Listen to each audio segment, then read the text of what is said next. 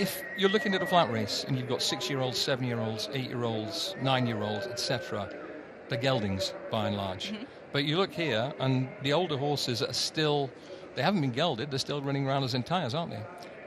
They are just not as hot-headed and as and they're not as hot-headed as, say, thoroughbreds. Also, a lot of them are integrated from a very, very young age with all sexes. Right. So it's not that ingrained per se. They're also just like they're just a more chill animal. You can see that down there. No, not a bother on any of these. The youngest horse in the field, isn't he? Yep. I mean, he's basically he's a classic division horse against elders in February. Okay, they're going in one by one. Don't want to throw too early, but I think it's high time that we threw it up to the top of the grandstand here at King Abdulaziz Racecourse on a beautiful Saturday in February here in Saudi Arabia. It is the Grade 1 Obaiyah Arabian Classic, 2,000 metres on the dirt track with $2 million up for grabs. Over to you, and good luck to Richard Hoiles. Same owner's Maestro de Croat, who also has that dark noseband and the red and white colours of Mad Moon. I'll call the top one RX Burn. You can often reduce all of the prefixes, but Burn just sounds a little bit short. So be number 1 as Mad Moon moves forward for Oman, and we'll complete the line, as we mentioned, 2,000 metres, so an awful long run before we get to the solitary turn in the race. 10 furlongs the trip, and they are all set for this very valuable $2,000 prize, and the whole field loaded away, 13 of them facing the starter. And I think they're all set.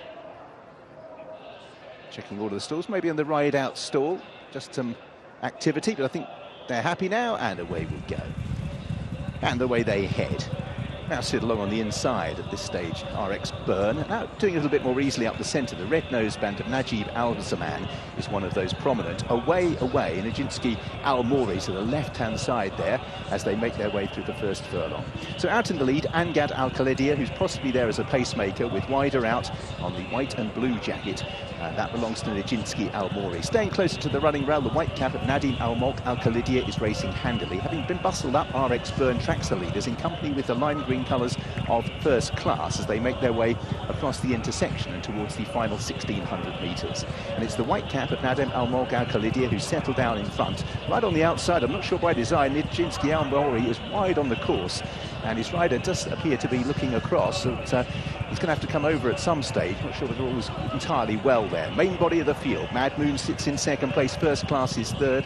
Angad Al-Khalidia takes a glance behind, possibly looking for Mutwakil Al-Khalidia, who's quite well back at this stage. The check colours of Nazib Al-Zaman as they continue their progress, and no move made to cross over by Najinski Al-Mori, so I'm presuming he's been eased out of the contest. So out in the lead, it's Nadim Al-Mulk Al-Khalidia, who's beginning to turn the screw now. Mad Moon is in second place. First Class ridden along in third. In fourth place then is RX Burn as they make the turn. Viz Here's moved through into fifth place. Check colours of Najib Al-Zaman is trying to get on terms. Then Al-Zia. Mutwakil Al-Khalidia is dropping away. Angad Al-Khalidia's race is done. Not so Nadim Al-Mulk Al-Khalidia, who turns for home with now in second place First Class, 2 lengths further back. Then Mad Moon, who shows in third. Viz Here is in fourth place. Getting tired now is RX Burn from the back of the pack, trying to make some late progress.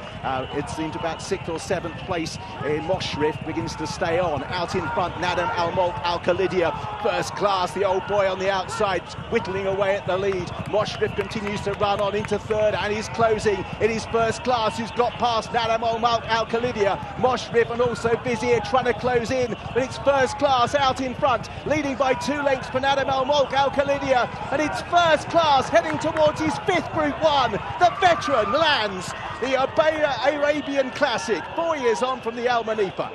Vizier was second, close for third, between Moshrif, who got close to Nadim Al-Mulk Al-Khalidia, who couldn't see it out, then Mad Moon, a gap then back to the next horse, Mutwakil Al-Khalidia and Najib Al-Zaman.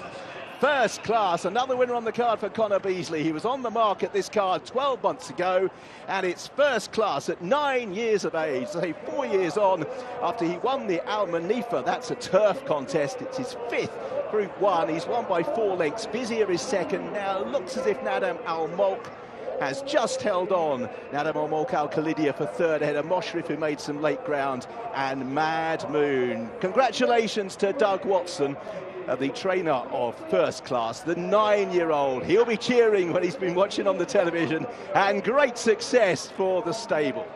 he never gave up, and neither did you. No, definitely not. A big credit goes to Doug Watson and his team, and I've got to say a big, massive thank you to owner Deborah. She's a phenomenal lady. Obviously, she's not with us today, but I'm sure she'll be delighted with that result. And you know, she's been a good supporter all last year and carried on into this season. So he's a fantastic horse. You know, he's getting a bit longer in the tooth nowadays, but still got the enthusiastic. He's still enthusiastic, and you know, just shows there today. He was under the pump a long way out, but kept finding all the way. So absolutely thrilled. Do you think you were going to get there? To be honest, sort of leaving the back, I thought I'm done, but he's very determined, and you know, and he pulled out when I needed him. What a credit he is to the team, and well done, Conor. Great success. Thanks again. Thank you. Well, you can take the northeaster out of the northeast, but they don't lose their accents. He's still got that strong northeast of England accent, Conor Beasley. And in terms of prestige and work-life balance and bank balance, his life has changed appreciably since he left England, hasn't it? Yeah, it's one of the things I never particularly understand, people's aversion to Arabian racing, because if you like thoroughbred racing, by definition, you must like Arabian racing. Yeah. And when if you're winning a Grade 1 and it's worth $2 million, people aren't going to go, well, it was only in Arabian racing, and I'm laughing all the way to the bank. So, you know, there is that. It's a growing worldwide event, which is absolutely thrilling, because with the advent of the world focusing on the Middle East have stayed very true to their roots, that a lot of the racing jurisdictions, particularly the likes of Qatar, Saudi Arabia, Abu Dhabi, Oman, it's split very evenly, 50-50, thoroughbreds and Arabians. It's really only in Dubai, where basically the Brits came and took it over, that they kind of smoothed a few of the Arabians out to Abu Dhabi. But I love how the Middle East, for the most part, has kept true to their traditions of, we have Arabian races and we will race them. Most people tuning in today will be very familiar with the name Doug Watson, but tell me a little about how his colourful career arc has developed in recent years. Well, as American abroad, he's found a niche in Dubai. He's sort of one of the first to really move there, early stay adopting, there, yeah. And instead of sort of having strings that move in and out, he decided, no, I'm going to stay here, I'm going to cultivate a couple of nice clients, meet some of the minor royal family. There's a lot of money going down, and he was sort of had foot indoor before the big explosion and expansion happened, and this lad has had no end of trainers. What a great shot this is, by the way, Rachel. Look at that. Oh no, I mean, the great thing is he's only recently acquired first class, and he's basically, I've been given a Group 1 horse. He doesn't care. It's Arabian. Yeah. It's still a Group 1 horse. I stood by the paddock for one of the later races yesterday, and wherever you go in the world, the feeling and the sights and the noises when Connections have a winner is universal, isn't it? People start to dance. They dance from one foot to the other. Then their arms start to jerk around. Then they start, I don't know why, they start to move it. They start to run towards the winning post. Well, it's like when you're sitting down, magnet, you lean. Yeah. You have to lean to help the horse. Oh no, and then there's the finger snappers. Yeah. And whether it's a $5,000 claim or an international group or the Grade 1. The thrill is universal. Oh, it doesn't matter. Yeah. That was a beautiful shot there. So well done to Connections of first class. One of the relatively small number of geldings in the race. So at 9 years of age, he is in the autumn of his career, but it's been a pretty special career, and he's not done yet.